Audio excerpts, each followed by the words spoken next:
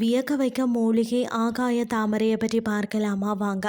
ஆகாய தாமரை நீரில் கூட்டம் கூட்டமாக படர்ந்து வளரும் இந்த அழகான மூலிகைக்கு தான் அந்த இரத்த தாமரை, வெங்காய தாமரை, மற்றது பார்த்திங்கன்னு சொன்னால் குளிர் தாமரை, மற்றது பார்த்திங்கன்னா ஆகாய மூலி போன்ற பல பெயர்கள் உண்டு. இந்த தாவர தண்டுகளில் காற்று நிரப்பப்பட்டிருக்கிறதால தான் இது நீரில் மிதந்தபடியே வாழ்கிறதா.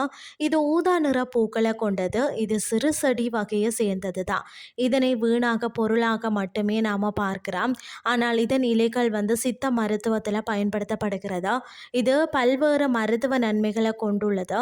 இதன் அற்புதமான பலன்களை பற்றி தான் நாம் இன்றைக்கு பார்க்க போகிறோம். ஆகாய தாமரையின் இலைகளை பார்த்தீங்கன்னா நன்றாக அரைச்சதுக்கு பிறகு கரப்பான், தோல் நோய் போன்ற இடங்களில் நீங்கள் வைத்து அந்த அந்த புண் இருக்கக்கூடிய இடத்துல கட்டினீங்கன்னு சொன்னால் புண்கள் விரைவில் குணமாகும்.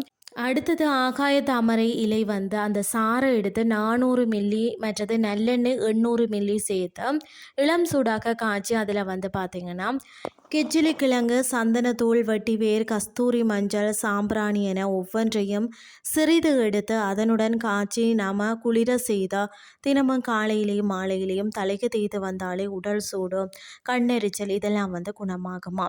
அது மட்டும் இல்லாமல் மூல நோக்கி மருந்து தேடி அலைகிறவங்க இது மிக சிறந்த மருந்தாகும்.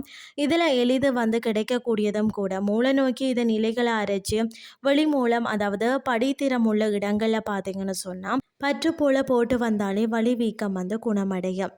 அது மட்டும் இல்லாமல் வயிற்றுப்போக்கு, சிறுநீர் தாரையில் உண்டாகக்கூடிய அந்த தொற்றுக்களையும் குணமாக்க மருத்துவ குணம் இதற்கு உண்டாம்.